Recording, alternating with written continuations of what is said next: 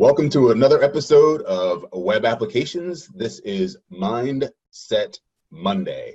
And before I introduce my guest, I just want to give you a bit of background here as far as how my guest became a guest. And I'm actually going to plug in make sure my speed is really fast here, guys. So if you hear that, that was why. But so how I came upon my guest today, I think all fits well with what Mindset Monday is all about, okay? And if you heard the episode that I did, I forget which episode it was, but I was talking about how to handle bullies and critics.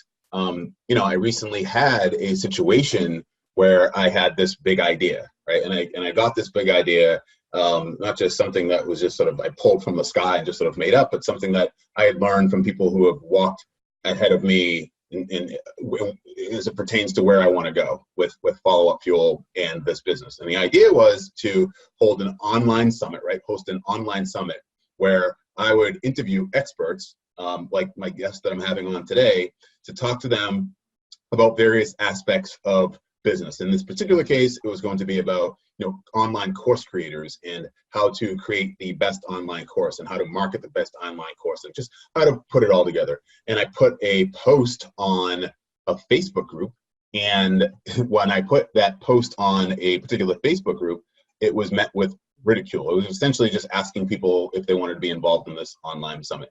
And it was met with ridicule by a couple of guys who just felt that I guess they were so far ahead of me that it was okay to sort of put me down, to laugh at me and just tell me, at the end of the day, it's not going to work. I didn't necessarily get into a tit for tat for them. I just sort of politely responded and moved on. But then I also reposted it to what I feel was a more, let's say, welcoming and open community in another Facebook group. And the gentleman that I'm about to introduce responded, and I posted the same post, and I said, "Is something, did I do something wrong here? Is there a reason to criticize?" And he responded to me and basically sort of wrapped his old proverbial arms around me and said, "No." He's like, "You didn't do anything wrong. As a matter of fact, I would love to be a part of that." Right. And so I was super excited, and what it did from my mindset perspective is that, and if you guys know me, I'm not soft, right? Like if I get knocked down, I have no problem just getting back up and fighting. But I still felt badly about it. And what my guest did that day was just sort of reaffirm what I believe, which is that A, these things are going to happen, but B, there are good people in the world that can still help you achieve your goal, regardless of maybe the one or two sort of people that are out there that aren't necessarily worthy of any of that energy, frankly.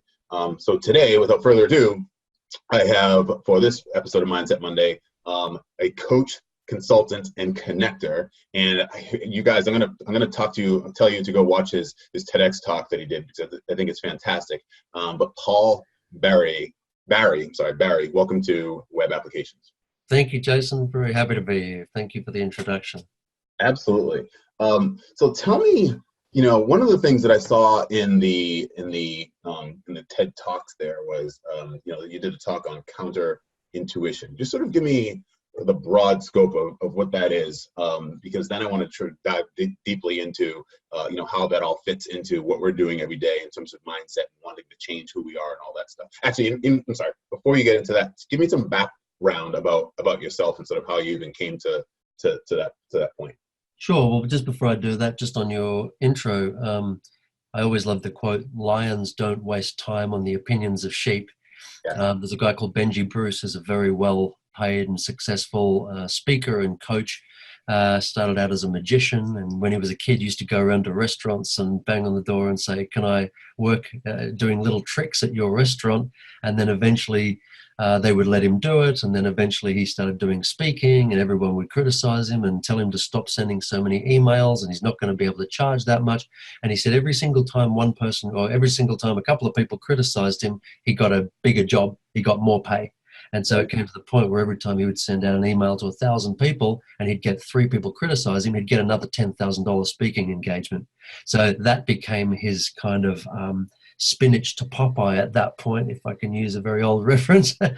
But what you experienced was you're a confident person who can look after yourself, but in the absence of any positive reinforcement, all you have left is either what's in your own mind or what is coming into you from the world around you. And so sometimes you can be incredibly positive, but let's say you're the only person in the world that believes that positive mindset matters, and literally every single person in the world keeps telling you that you're full of crap. After a while, it doesn't matter how positive you are.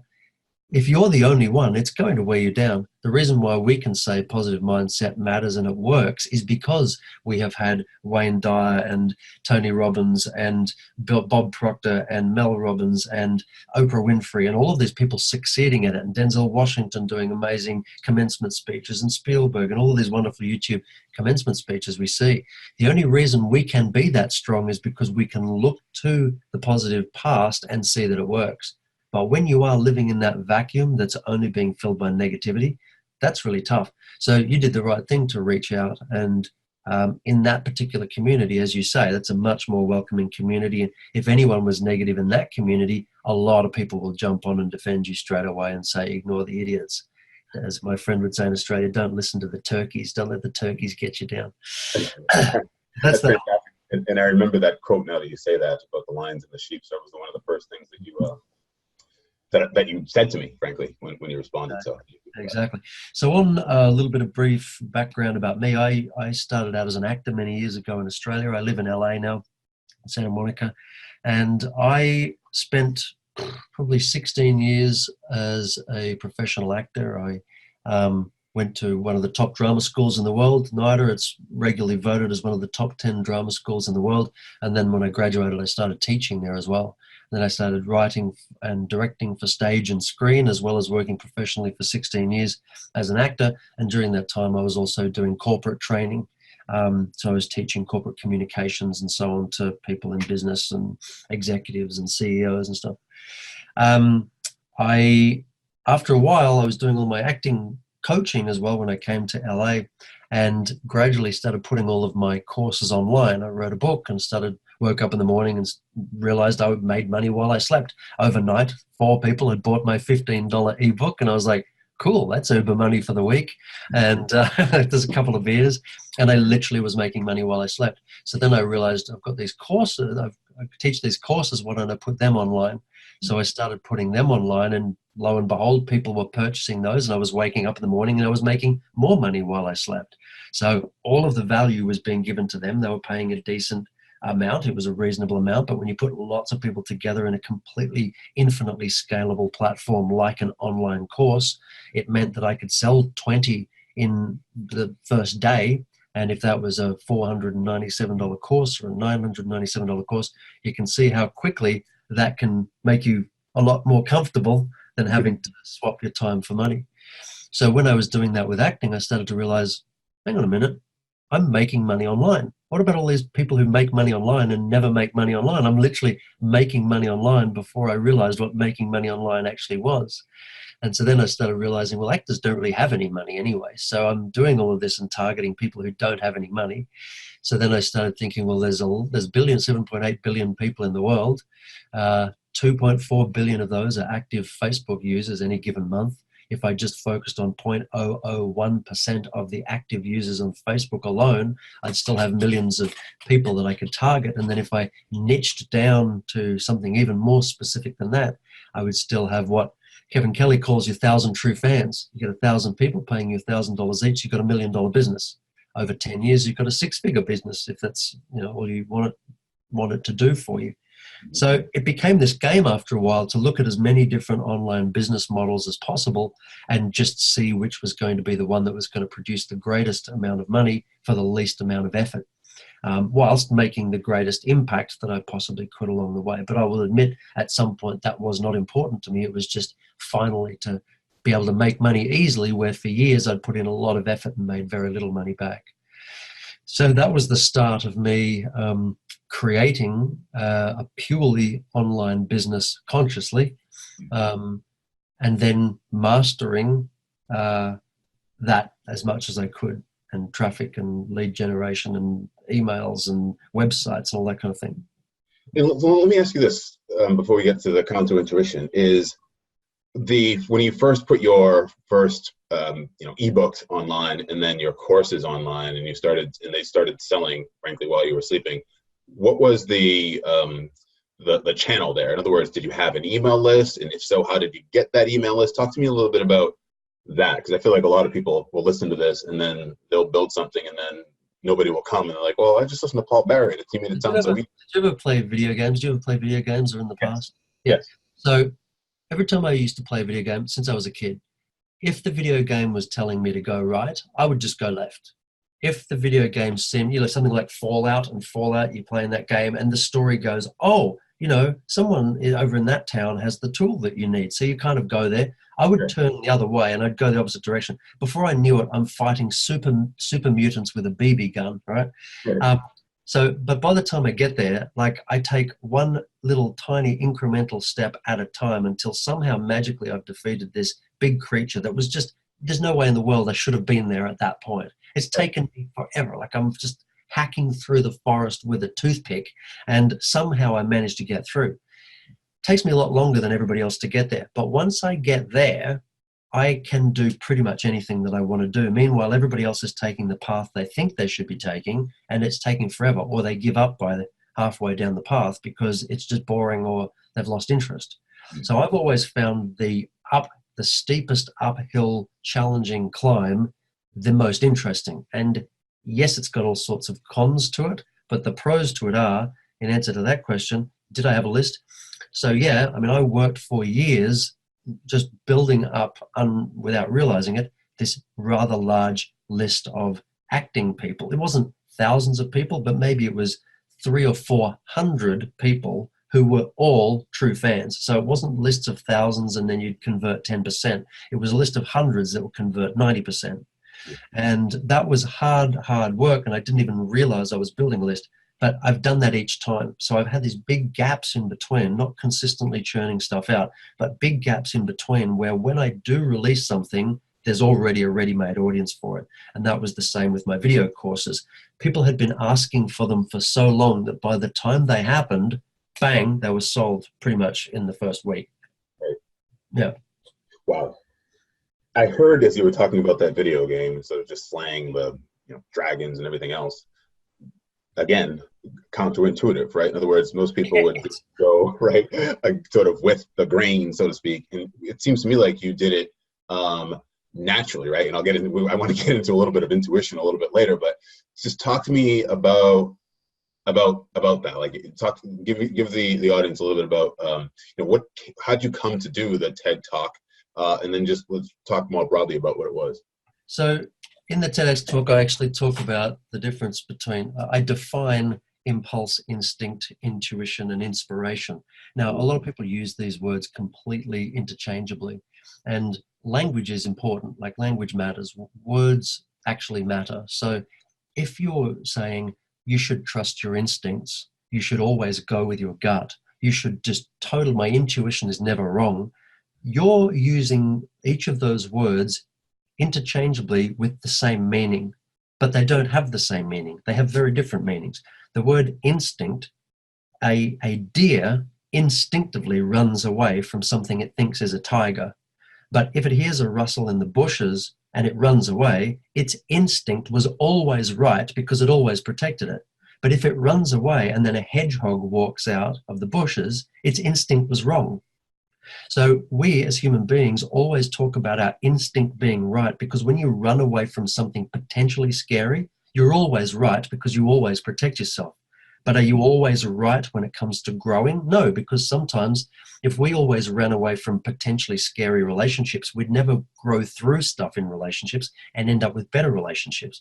If we ran away from difficult situations at work, we'd be fine. We'd never have to deal with it, but we'd never grow through it and grow stronger. If we ran away every time something hurt us in the gym, we'd never get bigger. So counterintuition is the only way to grow. If you look at deviations in genetics that have created these mutant strands in species, they have ultimately been how we've evolved. And when you look at the greatest evolutions in ideas, in thought, in change, in developments, in psychology, in science, in humanity, in art, they've all come from mutant thoughts. They've all come from either people accidentally being different or deliberately being different. Right. And that counterintuition not only can be taught, it must be taught. And it's not taught in most schools. It's not taught in universities. It's not taught by parents. In fact, you're constantly and consistently punished for being different. And difference is the only thing right now, as one of my mentors says, who is a consultant whose clients are literally countries. He's a big thinker, and he likes me because we both think really big. He's like, there's no point trying to be better than your competition. Pretty soon they will find a way to be better than you. In fact, if you're any good, they'll just copy what you do and they'll do that. Right. He says, by the time my competition catches up to me, I've already pivoted and I've moved on. And I'm like, that is so funny you say that. That's what I said to my business partner back in Australia 13 years ago. And we've always remained ahead, in inverted commas, of the competition because we just keep evolving and all they're doing is copying. How can people then do that, right? Again, talking about mindset, I actually did on my last Mindset Monday. I basically woke up that morning and for the first time, and I love my podcast is probably the most fun that I have during any day or any activity that I have is doing this podcast. And it was Mindset Monday and I wasn't in the right mindset to do Mindset Monday. And so I woke up and I was sort of dragging my feet. I have a 6-year-old and a 4-year-old. And, I talked about how no matter when they wake up or how they wake up, they're always happy. My son sings. He's just like enthusiastically wants to attack the day and they're just ready to go. And I started to evaluate, what it was about it and all that stuff. And then I talk about, what I did was I used my feelings and talked about that during the podcast and talked about how I sort of moved and transformed my mindset literally while doing the podcast. Normally I would record them first thing in the morning, especially because that's when I have the most energy. I'm really optimistic about the day and nothing bad happened that day. And it's just the best time to do it. But I ended up doing it later that day because I was literally waiting for me to get into the mood to actually do something about Mindset Monday and actually motivating people to do something. But I guess my point is that absence of that sort of energy and the ability that I had to actually pull myself out of that, right? What do you suggest that people are doing if they're right now listening to this and they're driving into work in their car or they're coming home or they're, whatever, they're sitting at the desk or in the gym and they're just sort of thinking about that. How do they actually break that mindset or that pattern of, doing what everybody else is doing or doing what they naturally are inclined to go do something else that's really going to put them on that path to sort of conquer whatever it is they're trying to accomplish? There's a great joke years ago. This guy went to his doctor and he said, doctor, every time I drink my cup of coffee, I get a pain in my left eye. And the doctor said, have you tried taking out the spoon? Now, I love that because that's just a ridiculous dad joke. You can tell it to your kids. As soon as you started telling it, I immediately thought of, I'm going to tell Jada this one. I know it. But what I love about it is we talk about mindset as if you can have anchors around your ankles and you can be dropped into the ocean and the mindset is going to raise you back above the surface of the water without removing the anchors. Yeah. The coffee is meant to make me feel better, but something's making me feel worse.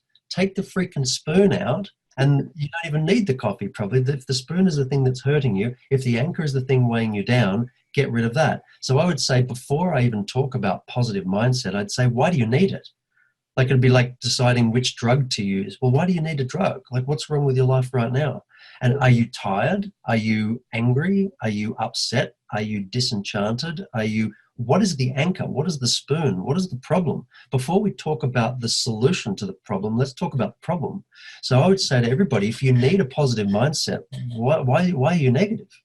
Like, why did you wake up negative? Maybe you went to bed too late. Maybe you've eaten too much sugar. Maybe you feel guilty about not doing the work you were meant to do last week. Maybe you don't like your life. Maybe you don't like your wife. Maybe you don't like your kids. What is the thing that is making you unhappy before we talk about what will make you happy? Otherwise, all we're doing is we're putting icing over the top of a cow pat. It's not going to make you feel much better until you solve the problem, release the negativity. What is that?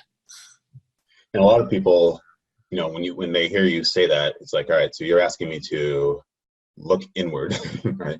And sort of evaluate myself and like, oh my God, that's so dark and scary. And I don't want to do that. Like, give me the drug or give me the thing that's going to be easier than doing that, because that's even more painful than why I didn't want to get out of bed that day, let's just say, right? like, what does, like, you talked about comfort zone and sort of stretching your comfort zone, and somebody that's can be extremely uncomfortable for people. Talk about that and sort of how somebody can sort of use, I guess, being uncomfortable to sort of move. Yeah, what's important there is also definition again. So I clearly define in that talk, I define the difference between a comfort zone and a familiarity zone, because we talk about a comfort zone and a familiarity zone, if we use that word, interchangeably, but they're very different things. Comfort zone, we say you've got to get out of your comfort zone. You're not in your comfort zone when you're at work doing what you do every day and hating it. That's not your comfort zone. We say you're in your comfort zone. You've got this job in a cubicle at a desk with 1,000 other people. You know, you should get out of your comfort zone and go and become an entrepreneur. Well, hang on a minute. They're not in their comfort zone. They're already in their stretch zone. Literally every single day when you hate what you do, you're in your stretch zone. If not, your panic zone. And you get to a point where if you are stretched far enough, you become panicked. So let's be very clear that a comfort zone is when you've just made love with someone that you feel very comfortable with. You know they're not judging you. You can be completely open with them. You're ordering the pizza on the menu to get delivered, and you just completely. There's literally nothing in the world. You're in love. You feel amazing through your entire body. You've either just eaten or drunk, or you're about to. There's literally nothing that is not great. That's comfortable, right?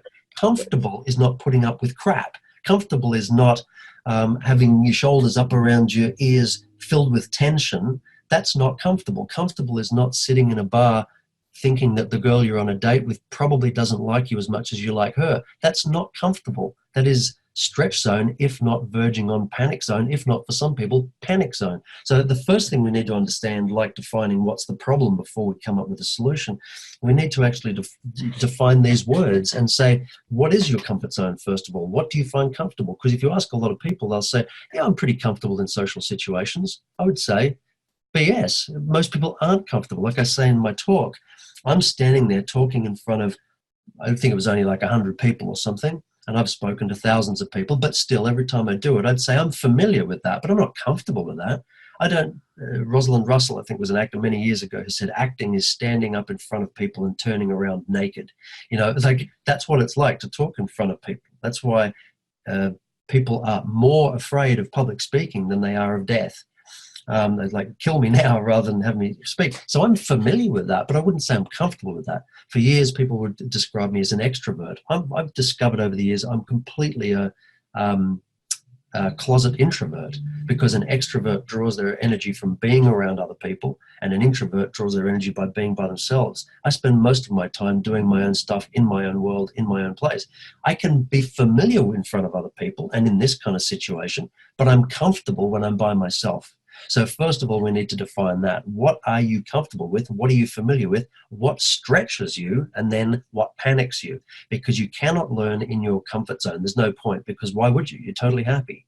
In your familiarity zone, you have no desire to, because you've got just enough of the conscious part of your brain just coping with where you are to make you look comfortable. So you're not learning.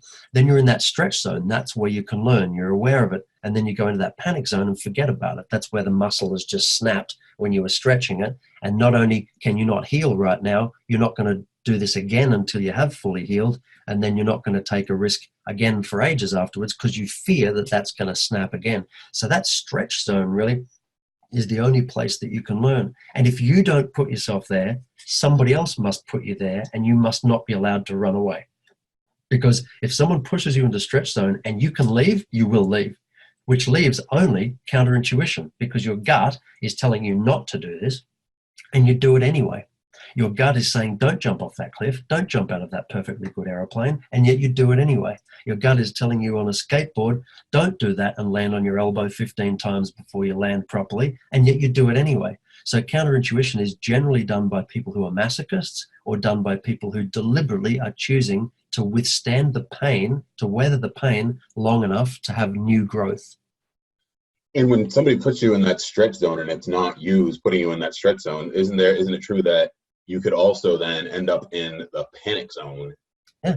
And unintentionally as well, right?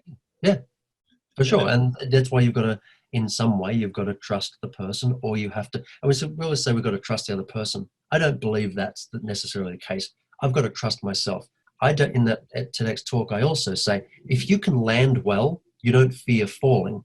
So I used parkour as a reference. If you know how to land and roll and absorb the impact without hurting yourself, then you can jump off, you know, a 2-story building if you jump at the right angle. If you know how to land at that angle and roll and absorb the impact and keep moving, then you don't fear the falling.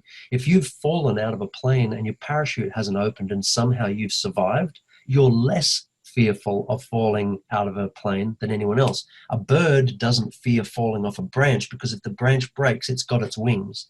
So we don't fear falling when we know how to land properly, or we know that we're not going to land because we can fly. So once we say we have to be able to trust other people, we are giving over our ability to land well to someone else, which means our power is now in someone else's hands. We're almost inevitably going to be disappointed by that, or we're never going to put ourselves in anyone's hands. But if I know that I put my life in your hands, and even if you drop me, I can land and survive, then I can take risks with every single person that I talk to. If I know that I'm a brilliant podcast interviewee, then I don't care who's running the podcast because I know I can be a brilliant interviewee. But if I need you to be brilliant for this to be a good experience, I would never be interviewed by anyone ever in my life because there would be 3 people that I think that could interview me well. What about the ability to, like, once we talk about sort of moving into that stretch zone and then being able to land well, how, if someone hasn't necessarily stretched themselves many times, let's just say, or they're reluctant to stretch themselves, then it's probably safe to assume that they aren't really all that confident that they're going to be able to land well either, right? Because they're not stretching well. Do you have any thoughts or tips or, I don't know, a strategy for someone to sort of take those baby steps to get out of their comfort zone? Yeah. Move into the stretch zone? Talk about what it's so simple. Like literally, if you sit at a bus or a train station, or you sit outside at lunchtime in the city, like the vast majority of people in countries live in the metropolitan areas, and the vast majority of people in metropolitan areas work in cities, and the vast majority of people in cities take public transport. So probably half of the world's population that is in developed countries are sitting at train, bus stations, metro stations, light rail stations, and almost all of them are sitting there looking at their phone. So if you want to start using counterintuition, look around you at everyone else looking at their phone and just do the exact opposite of them. Keep your freaking phone in your pocket or in your purse and sit there and just look at the world around you. That will be so uncomfortable for you. And if you can't do that, you can't jump out of a plane. If you can't do that, you can't fall in love with a stranger. If you can't do that, you'll never become Russell Brunson or Meryl Streep or Oprah Winfrey or Mahershala Ali. If you can't weather that as a counterintuition, if you don't have the initiative to look at everyone around you and say, they are all sheep, I do not want to be yet another sheep. If you can't do that on your own, if this talk does not inspire you to get your head out of that crap, like it's fine if you're listening to this right now on your phone and you're looking at the world around you and this is just a way to have 2 tasks done at the same time, then you're probably on your way to being a genius. But if you're just sitting there watching some, cat fart in a YouTube video, and then a notification pops up and like a zombie, you follow that to where it takes you and it's another little colorful fish that leads you out into the middle of the ocean where you drown, metaphorically, then don't be at all surprised if you are a wage slave for the rest of your life. Don't be at all surprised if you never deal with your emotions ever. Don't be surprised if you wake up and life is difficult and you don't have the job you want and you can't keep a good relationship and all of that stuff. And it starts with just look at the world around you. What is everybody doing? Everybody has their phone, their heads buried in a phone. Nobody is talking to one another. Talk to someone. If you don't want to talk to people, sit there. Look at the world around you. Pay attention. You can't even, people talk about how bad their memory is. The reason why we have bad memories is because when the first step of, like I teach memorization techniques to people, mega memory stuff. So the reason why people don't remember stuff is the first part of memorization is observation.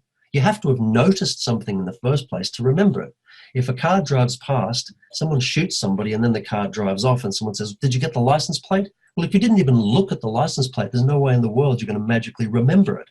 And you might not look at it and then remember it, but at least you've got a chance because you observed it. If I didn't hear you say something, I can't recall it later on. So the first part has to be to observe it. And if you can't observe anything in the world because you've constantly got your headphones on and you're buried in your phone and you've got your blinders on and you're paying no attention to anything other than what advertisers are telling you to look at, and that's what happens. If you're online on social media, everything is run by advertisers that are telling you what to look at and what to read and what to listen to every single moment. You are not just a sheep, you're a zombie sheep. So the first thing you do is you look at the world around you and you do the opposite of them for 5 minutes. 5 minutes will be excruciating for most people listening to this. 5 minutes, well, maybe not. Maybe your listeners are different, but generally speaking, even a minute of putting that phone down and when it buzzes, not looking down at it is excruciating. Going to bed with your phone in another room is excruciating for people. Not waking up in the morning and immediately picking up the phone and going into a reactive state. You know, you're either active or you're reactive. When you pick up that phone first thing in the morning, all you're doing is you're reacting to everything that's just hit you overnight. All of the notifications. There's been another mass killing. You know, Trump has done something that's made the left go insane again. Oh gosh, you know, the Kardashians have done something useless again and everyone's gone insane about it. They've broken the internet by literally being a bunch of idiots. Whatever it is, we are just constantly reacting. Who are the people that are acting?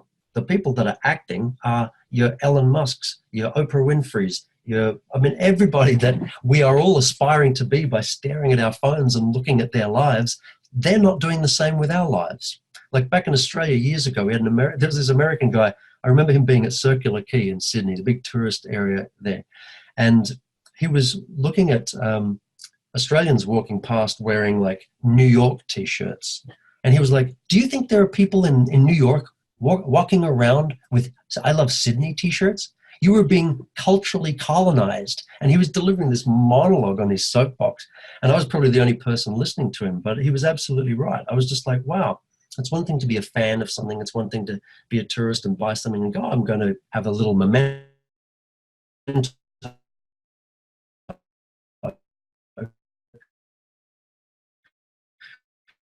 But it's another thing to not even realize the cult's digitally colonized and you are being taken by massive advertisers. You've been taken by massive social media platforms. And all you have to do, I sound like a big, a revolutionary person. I'm not at all. Literally, it's as simple as if you don't consciously make the decision, then you will be following whatever is in front of you. And what is in front of you is this device here, which is colorful. It's got all sorts of wonderful things going on it. It's specifically designed by brilliant people. The colors, the movement, the motion, the activities, the calls to action, the gifts, the lead magnets, the everything is specifically designed to suck your attention and then ultimately suck your money. Now, I don't mind my money being sucked into something that's going to be great for me. And I, as a marketer, don't mind selling things to people because I know what I'm selling them is brilliant. It's going to change their lives in a great way. But this is designed to suck your attention and suck your money. So if you don't deliberately, consciously do the opposite of that, you've lost the battle already. And it is a battle. That attention, you can't possibly give your attention to 1,000 different things a day. And there are probably 20,000, 50,000 things a day drawing your attention. So where do you start? That's where you start. You start by just looking at what everyone's doing, one thing, and do the opposite of that. That reminds me of something that my wife talks to me about. She's run a few marathons, and there's something called, I think it's called the couch to 5K, where you expect to start by just getting off the couch, right? Yeah. So eventually you're able to do a 5K, and then I would imagine you do a 10K and so forth and so on. So to your point, something as small as, and frankly, to some people, it's actually quite big, right? To sit on a train in public transportation and not look at your phone and look at people in the eye or just say hello to a stranger and those types of things. That can be big. But eventually, once you're comfortable with that and you sort of prove to yourself that you're out of that comfort zone, then you can do more. And before you know it, maybe you've experienced this transformation that you need, And if you can do it all at once, do it all at once. If you can run a marathon straight away, this is where the advice is different for everybody. Some people will say, so what should I do? And you go, well, what you should do is incrementally just get off the couch one day and put your shoes on and then take your shoes off and sit back down again. And then tomorrow, Well, someone might be able to just get up and run a marathon. Like the advice is different depending on your background. I've had, like, literally, I've just come from my friend's just had open heart surgery 2 days ago, and he's probably going to leave in a couple of days, and his recovery is going to be really quick. The guy's a stuntman, he's an ex-champion kickboxer, and everyone's like, oh my God, this guy's so fit. He's 54, he's ridiculously fit, and his story, his journey is going to be very different to someone like mine, who I spend a lot of my time sitting at a desk, right? So my recovery would probably be different from his, and other people who are obese would be very, very different to both of us. So there's a sort of a temptation to kind of apply advice across the board, the same advice across the board to everyone. And I think it's really important that that doesn't happen. And that's why those definitions of your comfort zone and your stretch zone and instinct and intuition and so on, it's important that we have those kind of common definitions for things, because then we can say someone's starting here. That's why they're saying in the hospital all the time, what's the pain out of 10? Is it 6? Is it 4? Is it 3? Now your 6 is very different to my 6, but your 6, when it becomes 7, it's getting worse. There's no point me saying, oh, it's only 6. Don't worry, you don't need the drugs. Well, before it was 4 for you. So now it's really essential that we actually give you more drugs. And we need to calibrate that. In acting for 20 years, I had an exercise where actors would do a scene, and I would say to them, so how did you go? Out of 100%, what percentage would you give yourself? In terms of what you imagined when you saw that scene, what percentage would you give yourself? And they'd say 20%, 50%, 70%. I'd say, great, let's go again and let's get 100%. Now, there was no point me giving any thoughts or directions on what they were doing until they got to their 100%. Now, once they got to their 100%, because they told me in their mind, not in terms of what the academy thinks, in their mind, they thought that was about 70% what they wanted to do with the scene. So if I come in and I start directing them, then all I'm doing is I'm telling them to do what they were about to do anyway, or I'm contradicting what they're going to do. And in either way, I'm not going to get the best result. But if I let them rapidly get to their 100% and I give them notes, we soon find out that their 100% was my 70%. And there's all this extra stuff that I can add to the scene, but they need to bring in their 100%. So when you're working with, let's say you're a coach and you're working with business owners or entrepreneurs, the worst thing you can do is come in and tell them what's wrong with their business. The first thing you should do is come and ask them what's right with their business, what they want to do next, what they're struggling with in their business. And every interaction between a coach or a consultant and their client should start with the possibility that we're not going to be right to work together. That's not just some sort of a scam where we say, let's see if we work together. No, literally, you may not be a good client for me, and I may not be a good coach or consultant for you. That itself in business is counterintuitive. Going into a business tour, a business meeting with the concept that maybe I don't want this gig or this gig won't be right, that's completely counterintuitive. And yet everyone who's doing well in business has understood that from day one, or they've learned it very quickly. Yeah, a lot of what you're saying too, or just that part just reminds me of just even I was sitting there writing a sales page today, like a long form sales page for Follow-Up Fuel, and you talk about sort of making sure that you're speaking correctly to the audience, and you don't know who the audience is necessarily, which means you got to understand your avatar and all that type of stuff. So it's relatable. And then also I hear a lot of mindfulness in there as well when you talk about being aware of all that as well. And I've been doing meditating for a while, a couple of years now, and it's true, right? Just sort of being aware of your surroundings and frankly how you're feeling and that type of thing, I think goes such a long way. Presence of mind. I don't know if that's terribly possible without presence of body. And when acting as well, there was an exercise that a teacher called Eric Morris used to teach, and before a class, before acting in any scene, you'd literally just walk around and you'd point around the room and you'd go, there are some yellow books. Oh, there's green books. There's, they're kind of color-coded. There's a whiteboard. There's some trophies. And you'd literally walk around and you'd point things out and you'd describe what they are to make sure that you were present. Here are my hands. Oh, there's some calluses from playing the guitar, and so on.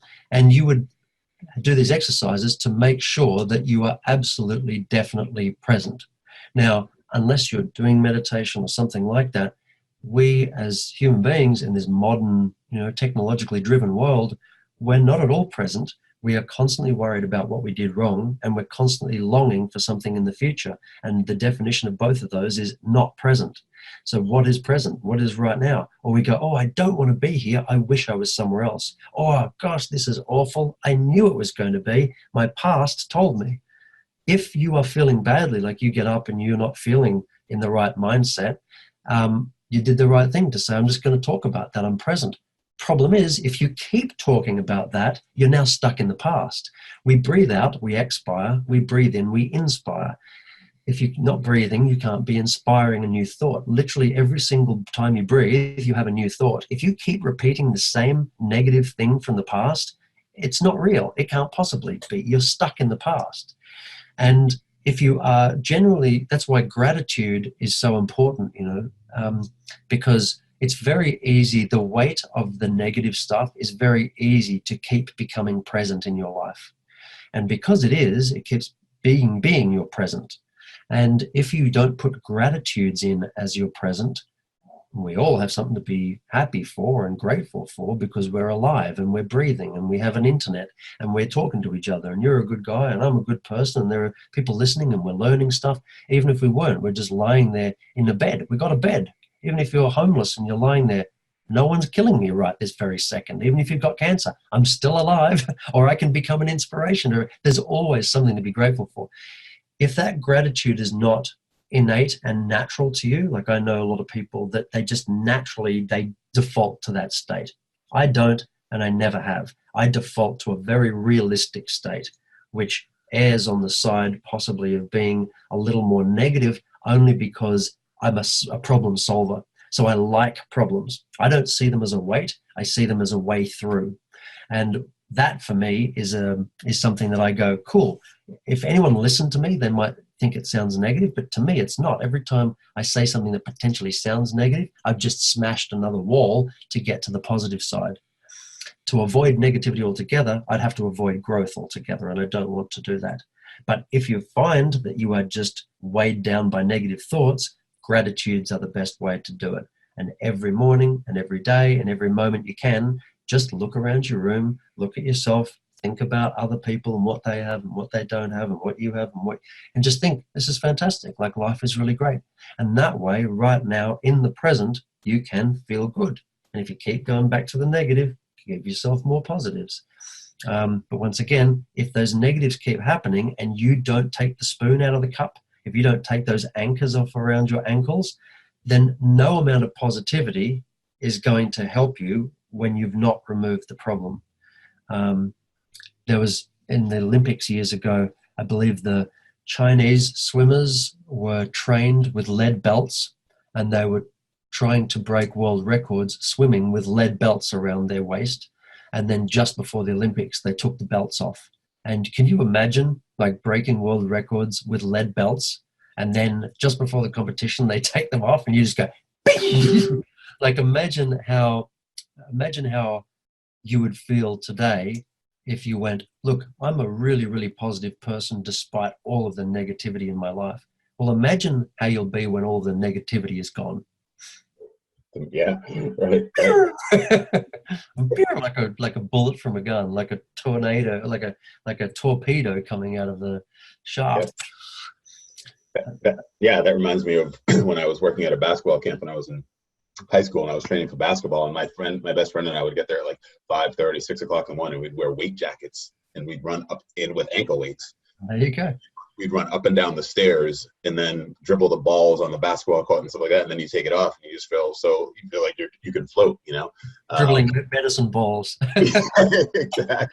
Right. Exactly. Well, you're talking about being present. I'll get you out of just a couple more things that I want to point out here.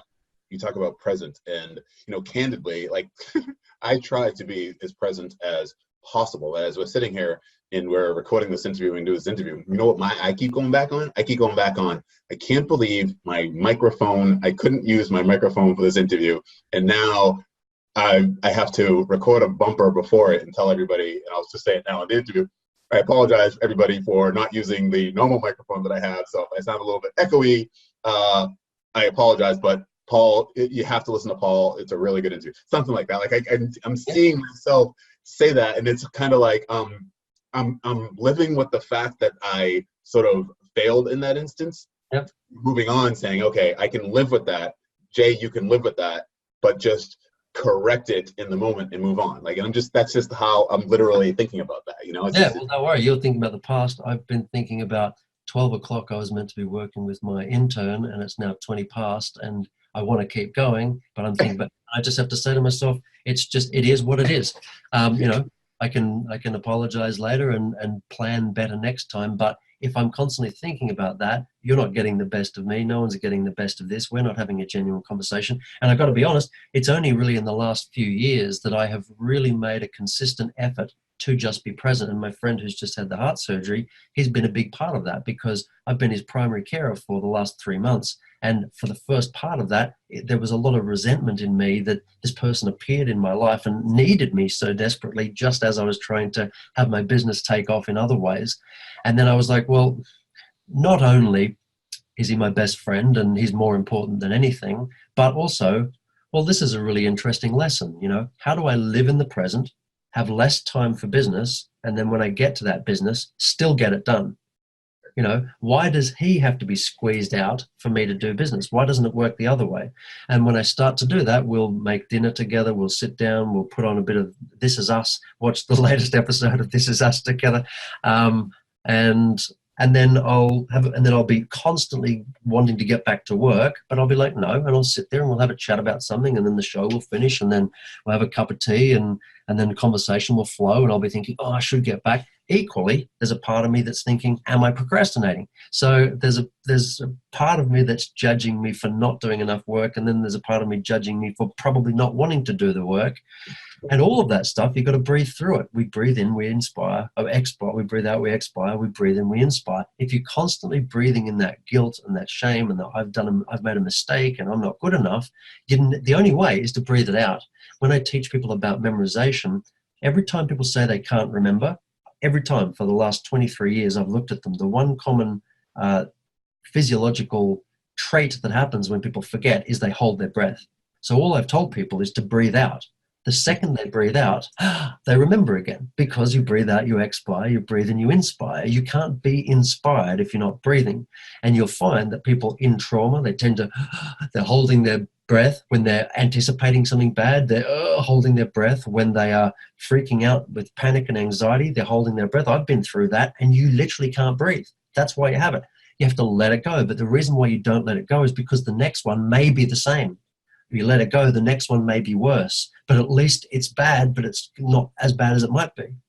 There's never been a situation in my life where the actual eventuality has been worse than what I imagined in my head, unless I've delayed it for so long that now it's worse than it would have been had I just dealt with it in the first place. There's literally nothing that is going to be worse than what is in your head. So if you keep breathing, the great thing is you breathe out, you get a brand new thought. You get a brand new inspiration. You breathe out again, you get another one. So in that moment, you live that moment, you get another moment. You live that moment, you get another moment. You live that one, you get another one. If you keep living the past, you just get that one. You keep living with this infatuation of what you want to happen in the future, you only get that one. And the thing about both of them is they're weights. They are heavy, heavy weights around your ankle. And you're the only one that can let them go, because the past is gone, nothing you can do about it, and the future hasn't even happened yet. And the only way you're going to get to the future is to live in the moment. You're never going to get that thing if you don't live in the moment. You have to take those steps to get there. You just defined why I cannot do a back float, because when I try to float on my back, I don't breathe. I'm like, I'm going to go down, right? Because I'm a horrible swimmer. I talked about that a long time ago. I finally learned how to swim, but on one of the podcasts, I talked about my whole journey about that. So yeah, that's me for sure. So I know you've got to go. I've kept you quite a while, and I really appreciate this. I go back and listen to all of my episodes just because I'm trying to perfect this art form, I guess, if you will. It's just a good way for me to learn, but I'm certainly going to learn and listen to this, because you've just said so much that just is inspiring and just makes me want to just sort of, push even more and and be in the right mindset and all that stuff. So I'm excited to actually publish this and get feedback. This is just super awesome. One other thing is, tell me about Dream for a Living, and how people can perhaps find you and take some of your courses. Yeah, so if people want to go to dreamingforaliving.com/Paul Barry, that's my name, they'll find everything they need to about what I do there. Well, not everything that I do, because there's a lot of things that I do that don't all fit under the same umbrella. But they can go there and they can see all sorts of stuff that I do there. Otherwise, anyone can just email paul@dreamingforaliving.com and get in touch anytime. When people have asked what is it that I do, I say to people, there's only two things that I tell my clients that they really need to think about. And one is, how do you want to feel every day from when you wake up to when you go to sleep? How do you want to feel? And the second thing is, what do you want to contribute? So when it comes to which business you're in, what's your log line, who do you serve, what's your avatar, all of that stuff. To start with, at the very least, just how do you want to feel and what do you want to contribute? If you're feeling just the way you want to feel every day but not contributing, then you're a narcissist. And if you're contributing nonstop but you don't feel the way you want to feel, then you're a martyr. So there's no point doing either of those. You want both of those. How do you want to feel and what do you want to contribute every day from when you wake up to when you go to sleep? For me, I want to just keep imparting that to people, and I want to teach people that there is no reason to ever worry about money ever again. Money is so much, we say that money is the root of all evil. No, it's not. Money is the root of all problems, because ultimately we're constantly complaining about money. Everything's too expensive and so on. When you get to the point where money is a non-issue for you, a lot of other things become easy. Money isn't going to solve every problem, but money is creating more problems than it needs to. So my whole goal is to help people feel what they want to feel every day, contribute what they want to contribute, and make money a non-issue. So if I can help any of your listeners in that way, they should get in touch with me, paul@dreamingforaliving.com, and I will find our way to get them there. It may not be the same way as other people, but it will be the way that is right for him or her and me to work together to make that happen. Fantastic.